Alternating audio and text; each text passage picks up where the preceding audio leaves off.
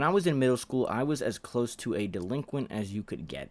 I was pretty much kind of the definition of a chud, in all kind of aspects. And I'm gonna just keep it 100% buck with you guys. I smelled. I definitely did smell when I was in middle school.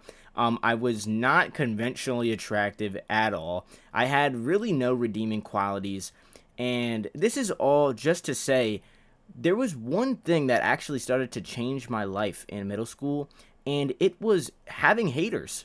It was actually having in real life haters. Okay, so I had a math class, and I don't know what specific grade. All I know is it was middle school, maybe the beginning of middle school. Who knows? Not important. But I had a math class, and in that math class, I had a lot of people that I knew, a lot of people I was friends with at the time. But on the right side, right, and the right side, and kind of far off to the side, I sat in the middle of the class. They sat far right. There was three girls. They were very, very adamant for some reason. I have no clue, but they were very adamant on hating almost every single aspect of me. Like, for example, one, right? I smelled. Now I'm acknowledging I maybe did smell. I really don't know, but the only reason I think I might have was because I would play basketball all the time. And I mean, like, I would in the morning, right? In the morning before I even got to school, right? I played basketball. I'd get to school. Before school started, there was like a lot of people hooping outside and everything, and so I would just hoop with them. Recess, I hooped all the time. Right after lunch, I'm hooping. And then also gym. Like, why? Tell me why I had gym and then I had more periods. And so I'd go to gym and probably hoop or whatever we did in gym, but still, and all of that. And then I'd be in classes, and so it's kind of like no duh I smelled, but it's not like I stank like fish. It's not like I stank like anything disgusting. I just kind of, I was just hooping too much. And so that was one of the things these girls kind of, put a magnifying glass onto. Now, the next kind of few, I think I just kind of gathered in my own mind because they never really said it directly. They would just kind of whisper and I would overhear stuff from people around me. And so I just kind of gathered. One of them was I probably, it's because I didn't shave. Now, when I was younger, I had a serious case of like just mustache and beard. And even when I was like, even when, fifth grade, maybe even in like fifth grade, I was already starting to have a mustache. I was one of those kids. I was like, and I'm not even like Spanish or anything. That's just how I was.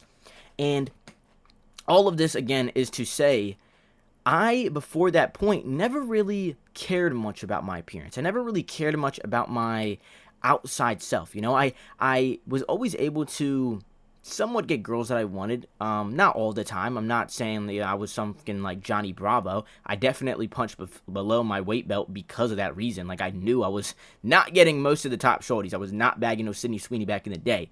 But, I wasn't just completely cold turkey from females, if that all makes sense. And I was decently good at basketball at that point in my life, so I still had some legs to stand on with other people. Like, no dude's gonna say, "Oh, bro, like, we don't want to hang."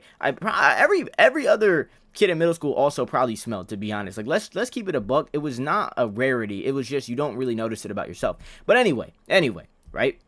It was like the worst class I have ever had. I ever actually had to sit through for an entire year. But in the middle of that year, I decided, you know what? I keep getting looked at. I keep getting talked about. I keep all these things that just keep happening. I was going to do something about it. And, put two and two together. I did the real obvious stuff. One, I would carry around deodorant with me, and I put some in my locker. And if you're young, even if it's high school, bro, I recommend this. Like, if you're not on this yet, bro, like, level up, get some deodorant. More importantly, too, I started using colognes. I started spraying myself, and I smelled beautiful, bro. You don't have to smell like mahogany wood. You don't have to smell like diesel oil, but just a little spritz. Oh my gosh, you smell amazing. I'm gonna put up, one of my favorite colognes. It's like a Mercedes-Benz ones. I think it's Mercedes-Benz. Bro, it smells so good. It's a good winter-timey smell. Oh, it's delicious. But I started spraying that on me. It's three. I started dressing a little bit different. One of the things that I felt like I got clowned on a decent amount in middle school was, bro, I just dressed like a bot. I dressed like a Fortnite default skin. I was wearing neon. I was wearing Nike Elite socks up to my shins. Like, bro, I was wearing the most default shit imaginable, and all I did was start wearing more quote unquote normal stuff. Now, don't get me wrong. I am not trying to say, stop your sparkle, stop your light, stop trying to be unique, because that is actually the wrong advice to take away from this. What I'm trying to say is you should try and get to a baseline level that you can operate from. And for me, that was just basic ass hygiene. It was basic becoming kind of a default skin. Because, after middle school, in high school, I was way more popular than I was. I'm not saying I was like super duper popular, but I was way more popular in high school than middle school by far. And it wasn't just because of basketball at that point in my life. It was because I was a damn near functioning member of society. Like, I smelled good. I looked decent. I dressed pretty good.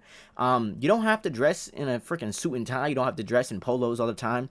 All I mean is, like, I was wearing Legend of Zelda, like I had a Link hoodie that I would sometimes wear, and I would also wear like these vests, like these like plaid vests over hoodies. And it just didn't really make any sense to be honest. And I'm not saying if you're doing that, stop doing that, because there's probably other like 10 other things you're doing wrong instead of that. But level up, get some basic hygiene, get some basic, start smelling good, and you're gonna change your life pretty sooner or later. And this is mainly for the younger people. This is mainly for my older self, actually, because I used to be a bot. Yeah, this is just a prime time example of how people hating can actually be a very good thing for your life. Like, I feel like a lot of hate, right? A lot of, actually a better word for it is criticism. A lot of a lot of critiques about yourself that you're going to get in life. It's going to seem personal. It's going to seem like an attack. But really, if you can take a step back outside of yourself, outside of your ego, and really look at the critiques and say, why are they saying it?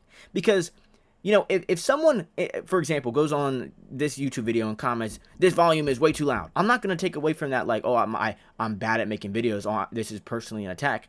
I might look at the volume. Is it too loud? It very well could be too loud, bro. Hate and negativity and critiques and sometimes even bullying, I think it gets too bad of a rap to the point where we can't actually extrapolate the good from it. Because there are very valid critiques and there's very valid like criticisms that people give that they just sound so negative. And this isn't the only time this happened in my life, but it's a very prevalent one for this reason. So yeah, man, if you're currently getting hate, if you're currently getting negativity of any kind, I ask that you look inside first and see if there really is a problem. Maybe there is a problem. Maybe your haters are right.